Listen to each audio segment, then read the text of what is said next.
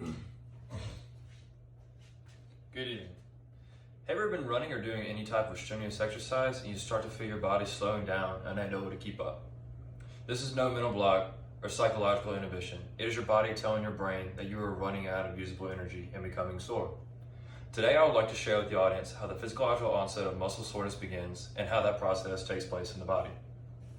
Lactic acid, also known as the burn you feel on that last lap or final sprint, most athletes see it as a workout's worst enemy, the cause of soreness and fatigue. But what if everything you've been told has been incorrect? Even at the highest level of sports, this misunderstanding about this natural compound occurs.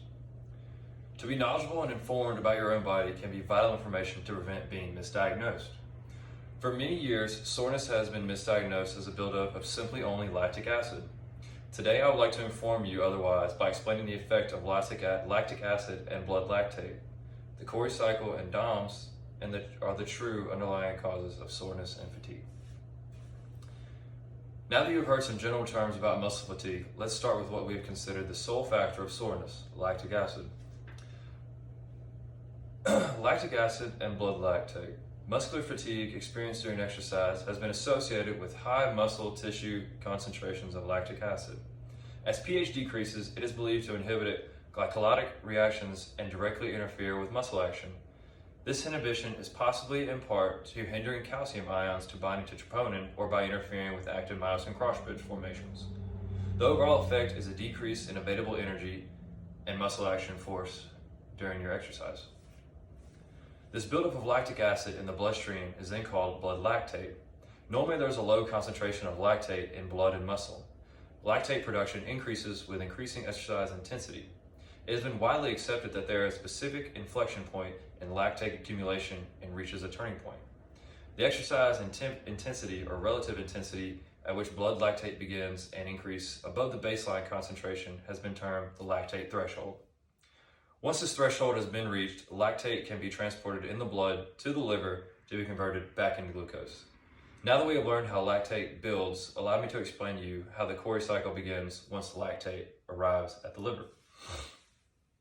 The Cori cycle, as mentioned earlier, once the lactate threshold has been achieved and there is a higher amount of lactate than glucose in the muscles, the body begins the process of the Cori cycle or the lactic acid cycle. In the Cori cycle, lactate accumulated in the muscle cells is taken up by the liver. The liver performs a chemical process known as gluconeogenesis. This is to convert back lactate into glucose. This is one of the ways how the body replenishes the glucose within muscles and relieves lactate and soreness levels. This process is continuous until lactate levels are lowered and the body reaches homeostasis again. So far we've discussed how soreness begins and how it is alleviated, but as said in the introduction, lactic acid is not the sole culprit to muscle soreness. DOMS, or delayed onset muscle soreness. This acronym is a newly coined term around the exercise physiology community and has been shown to be the reason why muscles become sore. DOMS is caused by tiny micro tears within muscle fibers where inflammation occurs during repeated eccentric exercises. Delayed onset muscle soreness is still being further researched as to how muscles regenerate after this microtrauma. DOMS has been accepted as the proper term as to why muscles become sore and not lactic acid.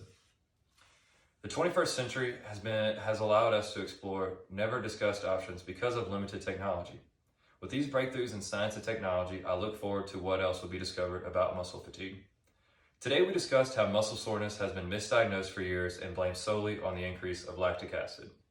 With discovery and implementation of DOMS, exercise physiology is making greater strides to truly understand more about the Cori cycle and blood lactate within the body. I challenge the audience to question the norms that they have always been told and to break away from the grain, just as these researchers have when questioning lactic acid and soreness within the body. Thank you.